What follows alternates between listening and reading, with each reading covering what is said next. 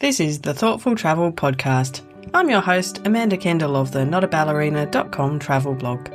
Every episode, I'll share travel tales from several fellow travel lovers, and together we hope to entertain and inspire you, remind you of some of your own great travel experiences, and encourage you to hit the road again soon. Hello and welcome to episode 362 of the Thoughtful Travel Podcast about travel and creativity. Before we start, I'd like to pay my respects to the Whadjuk people of the Noongar Nation, where I'm recording this podcast. So I am absolutely fascinated by the whole field of creativity, and I believe that everyone is creative in many different ways. I can't draw. I mean, I know apparently you can learn, but I'm just not visually artistic, but definitely consider myself creative. And I actually spend quite a lot of my kind of non-podcast working life focusing on creativity. One of my favourite regular gigs here is working with the Creative Schools program here in Perth. So over 6 months of each school year, I work with a couple of teachers at a couple of different schools, usually high schools, sometimes younger kids, and I go into their class for a lesson a week to teach with those teachers in a way that's more creative, to sum it up. And it's brilliant. Lots of fun. And yeah, I really get to help other people become or recognise their own creativity. And definitely over the years, I've noticed that whenever I travel, I get a huge boost of creative ideas. So I wanted to chat again to people who also have experienced creativity on their travels.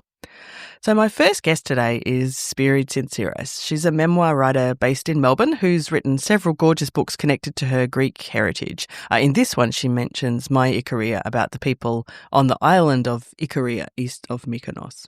I love traveling for the reason that it makes me look at my life from afar. And often I will write, I will write when I'm overseas, like journaling or like just jot down notes and things. But the most sort of profound thing that happens is that I can see my life differently. I can sort of stand back from it. It gives me a break from my life.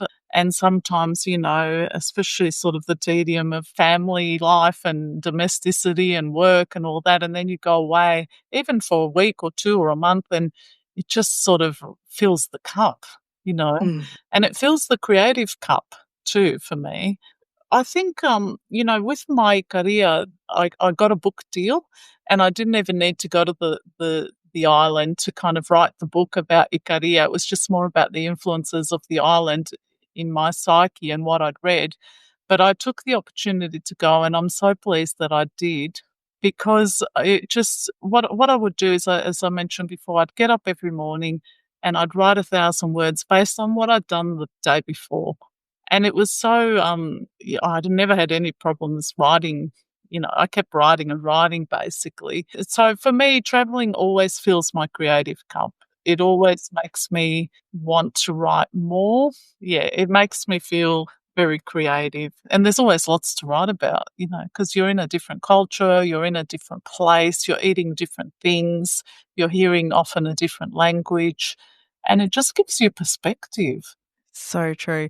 Yeah, it feels like it gives your brain a lot of freedom and a bit of empty space that's normally taken up with boring stuff. Yeah, absolutely. Absolutely. It is about emptying your head of the day-to-day and the mundane in order to feel like you think about creativity, and which is a kind of madness, I think. Creativity is a bit nuts. And having the space to just be a bit nuts and be in a place and be somewhere else, and then let that fill you up, and then see how that comes out as art, whatever you do. But for me, it's writing is just an amazing privilege, actually. It's such a privilege to experience that. Oh, you described that all so beautifully. That's exactly how I feel, but I've never heard it put so lovely. So yeah, Thanks, yeah. Amanda. Creativity is a bit nuts, but it's an important part of a good life, I think. Yeah, I think so. I feel, and that's one thing. One of the things when I was writing my career, I had to decide what was really important to me and come back to those really basic principles. And that was one of the things about the Icarians, that they seem to have a very strong sense of purpose. And I remember writing down 3 words, and for me, the really key things that were important to me were family and health and creativity. And I couldn't, creativity sort of looks like it should be on the very bottom of a very, very long list. But if I don't feel creative, I don't feel energized and I don't feel focused. So for me, that's an important way of connecting with myself and connecting with others. Yeah, I absolutely feel the same way as Spiri, that creativity is a very, very, very important part of life, a life-giving part of life. Lots of wisdom from her. My next guest is Carol McQuaid. You might have heard me chat with Carol in previous episodes. Carol's an artist who, in the last few years, has spent some time running art classes on cruise ships and has learnt a lot from this experience and her whole career as an artist. I didn't grow up being an artist. My brother was the family artist and I was the youngest in a big family, so kind of flew under the radar. So for me, it really wasn't until I did my first trip. I was early 20s. I had just won a little bag of money, to be honest, on a game show of all things. And the first thing I did was bolt for Paris. I wanted to go and learn how to speak French and, the whole romance of it. And then I took a train to Italy. I went to the Uffizi Gallery and I bought a little sketchbook and some colored pencils. And the rest of my time in Europe, I got so into keeping this little sketchbook that I wish I had kept. Like it was the start.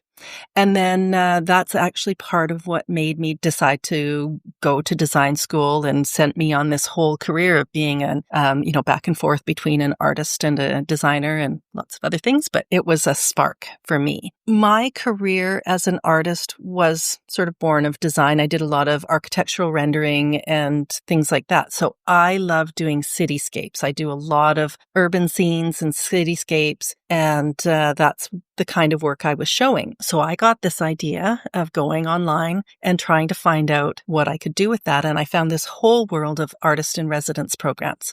So you send them your portfolio, your idea. They invite you to come and stay in some fabulous farmhouse in the middle of a vineyard in some great country with 4 other artists from 4 different countries. And you survive, feed yourself, tell each other stories, drink wine late at night, and create art for whatever the time is. It was usually a month. So I got super hooked on these. I did them in Italy, in Spain. I did one in Sicily with a group of Canadian artists. There were 12 of us. We all went together and did a mural project. It's called Graniti Murales. And that started us on a journey of being an arts collective. We've been together for 7 years. We just had a show last month. Like we Brilliant. Didn't even know each other, but this international art project brought us together. Oh, that's cool. It was such a turning point for me career-wise because all of a sudden, instead of exploring my city, I was exploring cities around the world and how people inhabit them, how the architecture affects people and vice versa. And it just became a huge part of my work. Then I became a seeker of these opportunities. And a neat thing happens with artists. Nobody paints just like anybody else. So it's really easy to be collaborative, right? We're never, stay away from my pile of ideas. And so we reach across really fluidly and we're always sharing opportunities and ideas with each other. Yeah. There's this like underground railway of artists sharing ideas and which is exactly how I ended up on the cruise ship. Uh-huh. I met an artist. I was actually being interviewed kind of like this for something. And the interviewer had been doing this cruise ship gig where she got to travel around and she was telling me the stories. And of course, my face was like, what? So she said, here, I'll let you under the secret rope and connected me with her agent. And so I've been doing that ever since. So I think it's just such a cool thing because it puts us in all of these different situations to interpret our surroundings. And it's a funnel to kind of cross-pollinate all of these views and ideas and, on the selfish side, it's just a really great way to travel too. But culturally, I think it's a really great way to kind of feed and maintain and inspire your artists. And I love that it's out there. I love that it's growing, and lots of people are doing these artist in residence programs, and some of them are set up very much for tourists. So like art hobbyists. So they pay a bunch of money and they can go sit in a vineyard and do this. And some of them are very hard to get into, like competitive. Yeah, very competitive. There's one in France that is based on Dora Maar, Picasso's lover at one point. And there's the Dora Maar house. That's one of my goals, is to get in there.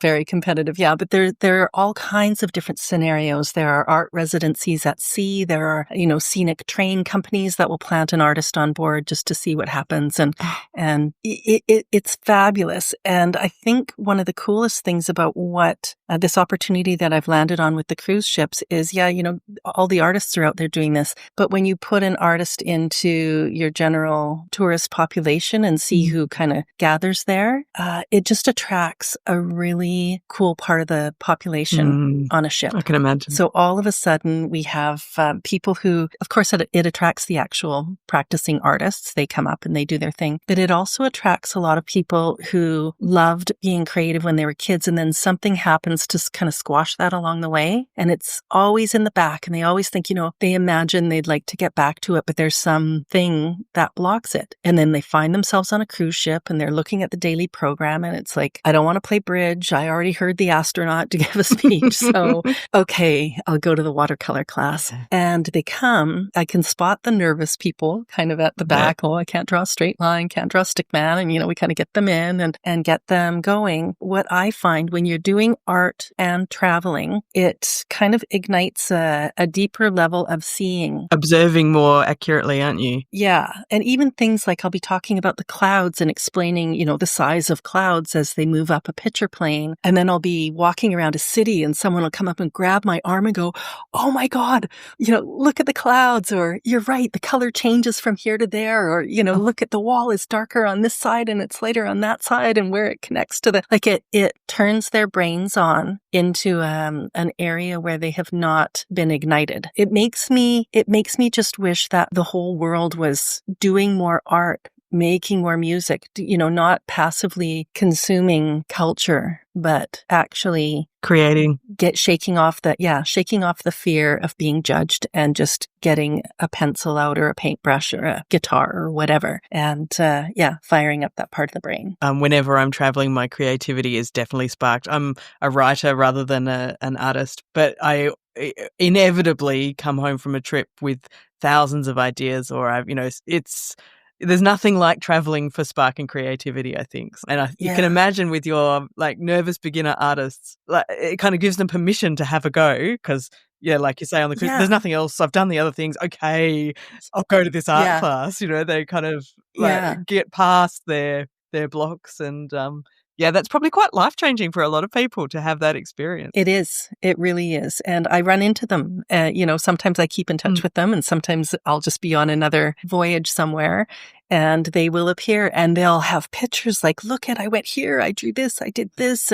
Or people will get very emotional. Like, I had a woman in my class just the other day who was like, take a picture of me doing this because my daughter has always said, Mom, you're creative, do this. And her daughter is artistic. And so I took the picture, and right away she's sending it to her daughter. And, she was just so proud of herself for taking the step. What a special part of your job there, of that role, which is already such a cool, fun thing to do, but to have that ongoing in even, reconnecting and all of that. How special. Honestly, that is the best part. The travel is fun. The food's fun. although I have to be careful. But really it's seeing the impact in the people that you meet. That is the most fun and the most rewarding, of course, right? I really love how this combination of creative offerings to travellers helps people to rediscover their artistic creativity and perhaps their creativity in general, I imagine. Regular listeners, I'm sure you'll know I'm not a huge fan of big cruise ships, but I definitely feel better about the ones Carol is on. It gives something really worthwhile to her workshop participants. My final guest today is Diane Hartman, and Diane's a writer. We were talking about her multiple trips to Ireland in the last few years, and in particular, a writing retreat she went to in the far southwest of Ireland in County Cork. I think traveling alone also gives you lots of time to think. And when you're visiting places that are special to you, it opens up the creativity too. It just puts you in a different space and is conducive to creativity. You gain a whole different perspective when you're in a different place. And I really feel like the place that I chose enhanced my creativity a lot. I took a journal with me, just nothing special, just like a spiral bound type notebook each trip. And I made myself write every day, whether I felt like it or not. And there was a lot of times I didn't feel like it. I was exhausted, but I made myself do it. And I'm so glad I did, because the journals I kept really ended up being the primary source for my memoir. I also I'm an amateur photographer. I'm not professional, but I've studied photography a lot, and I've had exhibitions and things. So I was taking a lot of pictures as well, just getting into that contemplative zone that you get into when you're taking a picture and seeing the beauty. I mean, the light changes every few seconds in Ireland. Yeah. And it's just a phenomenal place for photography. So creatively, I was pushing myself on that, I took a tripod over there, a heavy enough one that it wouldn't fall over in the wind, and lug that thing around. That just opened up, I was just so happy taking photos over there and feeling like I was getting it right. I also took now this is, again, the first couple of trips were before digital. It was film camera. And I took black and white film as well, and even developed that when I got back myself. And then my picture was completely digital. And again, just learning all of the ins and outs of that. Now, I didn't learn all of them, but most of the ins and outs of that. And then my last trip, I was able to travel into the Beara Peninsula to a place in Iris in County Cork, to the writing retreat that Sue Booth Forbes has formed. It's called Anankara. It's a beautiful place, and she is a wonderful editor, writer herself, and really helped me with the confidence in writing. I just treasure the friends that I made there. Some were from the United States, some were from England, some were from Northern Ireland. So I can't encourage creatives, whether you're an artist or a writer, whatever, to find a community. I had a community in Ireland. Of course, that was kind of transitory because, we were just staying there. But the community that I made through the retreatants at Montana, I am still in touch with. In fact, we have a writers group that meets every month on Zoom. Can I take you back to your retreat in Ireland? Did you get a creative burst by doing this, by being away from home, by being somewhere beautiful? I think it helped. It can also be a distraction too, because it's so beautiful. I just wanted to go out and take pictures. Yeah, this is a problem. The rules there were that we would get up in the morning and have breakfast together, and then we would have quiet hours from roughly 9 a.m. to 5 p.m. Right. We were free to stay there and write. We could go out on the grounds, which were gorgeous, and write. We could walk into the village. And so that kept us on a schedule. And then we would meet for dinner, and we would share anything that we wanted to share as far as our writings. I had already written at least 3 essays based upon my previous trips. And that's what I was reading aloud and getting feedback on. And that's what really helped, was those doing that and getting their feedback really helped me to find my voice. That community there, I've stayed in touch with Sue Booth Forbes, and I would love to go back there and see her again. And she has a special bookcase there that is filled with books by writers who have stayed at Anankara. Oh. And I'd love to give her one of my books and say, here, add this to the shelf. Diane mentioned how creatives need a community around them, and I think I'm very lucky because I do have a lot of creative friends. In particular, I thought of my gang of friends I've made through my creative schools work. We have a little WhatsApp chat group, so I actually asked them for their thoughts on creativity and travel. I've got a couple of answers. I did ask them with a very quick deadline, so thanks to Claire and Joe.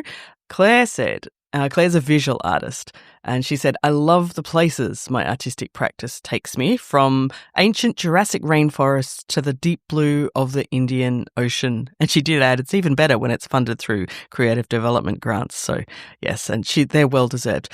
Claire's latest work involves images from scuba diving, which are just out of this world. Like, it actually feels literally out of this world. Just beautiful, beautiful stuff.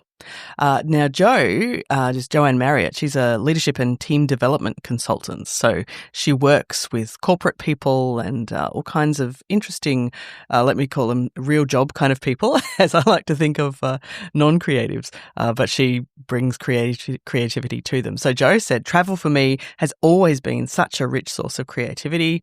She says, I think when we venture away from the familiar rhythms of day-to-day life and go off in search of new places and experiences, we find ourselves on a mesmerising journey of discovery. We're filled with a sense of wonder and curiosity. Our senses are heightened. We're more intentionally aware of our surroundings, and our time and attention is focused on absorbing the fabulous details and understanding the stories of the people and places around us, whether it be sitting under trees in a tranquil forest or looking up into the towering ceilings of La Sagrada Familia. We are deeply tuned in to that experience, and it becomes a rich source of creative inspiration. And I think that is absolutely a fabulous summary of how and why perhaps our creativity really can peak while we're travelling. I had actually the fact that Jo used the example of La Sagrada Familia in Barcelona is so apt. It was a place that I was so absorbed in because it's full of really interesting, like almost crazy details, new things around every corner or up every step, and a place I'd love to return to. I know it's been continued to have more development, more building done on it since I was there about 20 years ago. So I think that we can probably agree, well, I hope you'll all agree, that travel is a massive boost for creativity. And I certainly think that being creative, as Spiri started off by saying, is a really, really important part of life. So a huge thanks to my guests. I've got a few links and things to share with you. I wanted, if you are curious about the writing retreats, to point you to an episode I did a while back on writing retreats around the world, which I spoke with 3 different writers who've retreated to write, and it was really fabulous. That was episode 207. And also way back, many years ago, I have done an episode in the past about how travel sparks creativity, and that was episode 52. So there's some more listening if you're curious about this topic. My guests, of course, thank you very much to Spiri Tsintziras. You can find out more about Spiri at writingspirit.com.au. Her new book, 12 Golden Gifts, just came out actually this week, and I'll leave a link to that. I then spoke with Carol McQuaid. You can find out lots about Carol's work at theillustratedvagabond.com, and she has some fabulous books published there from the sketches and other exciting things she's produced during her travels. And lastly, I chatted with Diane Hartman, and you can find out more about Diane at dianehartmanauthor.com. She has a new book coming imminently. I think it's due the end of September, but pre-orders are open, so I'll leave a link to that. Getting Lost on My Way, Self-Discovery on Ireland's Back Roads. Also, big thanks to Claire and Jo, my lovely friends who contributed their thoughts. So you can find out more about Claire at her Instagram, instagram.com/Claire Davenhall.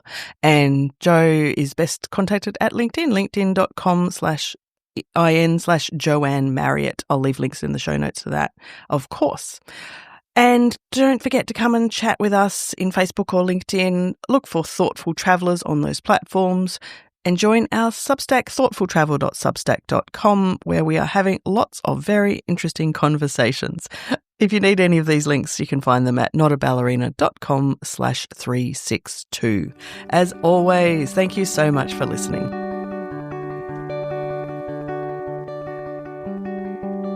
This has been another episode of the Thoughtful Travel Podcast. Show notes and other information are at notaballerina.com/podcast. Join me again soon for another chat about why we travel. Bye for now.